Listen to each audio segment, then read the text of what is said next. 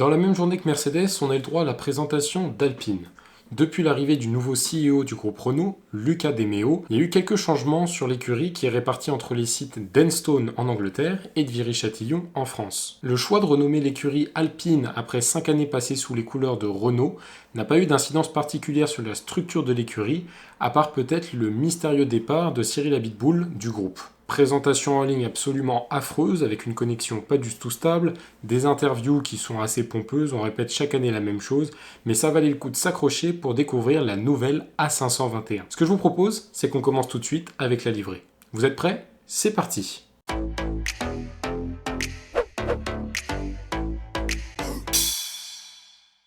Cette année, nouvelle philosophie, nouvelle dynamique dans l'écurie, puisqu'on a troqué l'emblématique jaune et noir de Renault pour le tricolore bleu, blanc et rouge, censé symboliser la France, mais aussi le Royaume-Uni, puisqu'avec la vue aérienne, on a un clin d'œil avec l'Union Jack sur le capot moteur. Honnêtement, même si j'étais très fan des couleurs de Renault,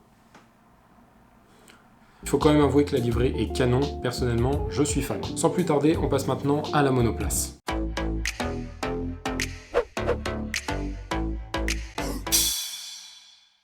Le nouveau directeur technique de l'écurie, fraîchement arrivé l'année dernière, en la personne de Pat Fry, a clairement déclaré que cette année pour Alpine allait être une évolution et non une révolution, comme pour la plupart des écuries d'ailleurs. L'écurie française a donc choisi de focaliser ses jetons de développement plutôt sur la partie aéro de la voiture, et l'élément le plus frappant quand on regarde la voiture, c'est la largeur de la cheminée qui a encore été élargie par rapport à l'année dernière. Alors autant Mercedes a sculpté son capot moteur au maximum pour permettre un meilleur écoulement de l'air sur les côtés, autant Alpine, eux, se sont dit, écoutez, on va faire avec là. Et donc la cheminée est pas mal large. À voir ce que ça va donner. Après, au niveau de l'aileron avant et des différents appendices qu'on peut retrouver sur le fond plat, il n'y a pas grand chose à remarquer. Comme toutes les écuries, ils ont essayé de bien cacher les choses. Donc à voir ce que ça va donner lors des essais de pré-saison. Autre fait intéressant à remarquer pour Alpine cette année, se situe pas sur la voiture, mais dans la voiture.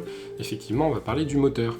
Et oui, puisque McLaren est passé chez Mercedes cette année, Renault, devenu Alpine, n'a plus d'écurie cliente.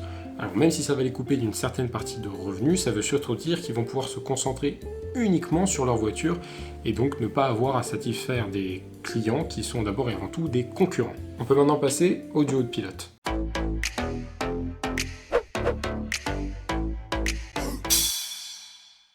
La saison 2020 avait à peine commencé qu'on a appris que Daniel Ricciardo allait quitter Renault pour passer chez McLaren. Alors, Renault, depuis devenu Alpine, a dû composer avec les éléments et essayer de trouver un remplaçant pour la superstar australienne. Cette personne, c'est Fernando Alonso, qui revient en Formule 1 2 ans après l'avoir quitté fin 2018. Fernando Alonso et Renault, c'est des noms qui vont bien ensemble puisqu'ils ont remporté les championnats constructeurs et pilotes en 2005 et 2006. Même si l'écurie porte un nouveau nom, l'entité et la plupart des personnes de cette écurie sont encore les mêmes, à voir comment les retrouvailles vont se passer. Pour la compagnie, on a Esteban Ocon qui reprolonge suite à l'année dernière. Ocon qui a eu une saison relativement complexe face à Ricciardo, même s'il a haussé son niveau de jeu en fin de saison jusqu'à aller chercher un podium, une deuxième place au Grand Prix de Sakhir. Alpine a déclaré officiellement que les deux pilotes seraient sur le même niveau en termes d'égalité au début de la saison, à voir comment ça évolue et voir si les pilotes sont capables de travailler ensemble pour permettre à l'écurie d'aller en avant.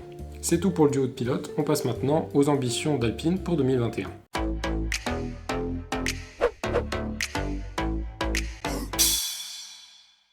La RS20 de l'année dernière était une bonne voiture, stable, capable de fournir des résultats, à savoir plusieurs podiums, mais qui faisait face à de la grosse concurrence avec McLaren et Racing Point devenu Aston Martin cette année. Avec un nouveau line-up de pilotes, on va voir ce que ça va donner pour l'écurie française. Le mieux serait d'aller chercher la 3e place que McLaren avait décrochée sur le fil l'année dernière, à voir ce que les autres écuries ont préparé pendant la trêve hivernale, mais la concurrence va être très rude. Donc 3e place au mieux, et sinon se battre dans le midfield et essayer d'engranger un maximum de points pour finir le plus haut possible dans le championnat constructeur. Eh bien c'est déjà la fin de cette vidéo de présentation de l'Alpine A521, j'espère que ça vous a plu, si c'est le cas, n'hésitez pas à liker, vous abonner si c'est pas déjà fait, et puis moi je vous dis à très bientôt pour la présentation de l'Aston Martin. Allez, ciao!